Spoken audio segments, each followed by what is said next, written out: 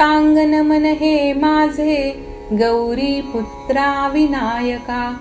भक्तीने स्मरता नित्य आयु कामार्थ साधती.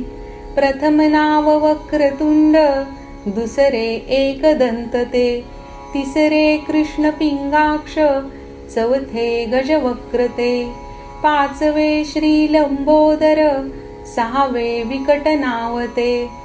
सातवे विघ्न राजेंद्र आठवे धूम्रवर्ण ते. नववे श्री भालचंद्र दहावे श्री विनायक.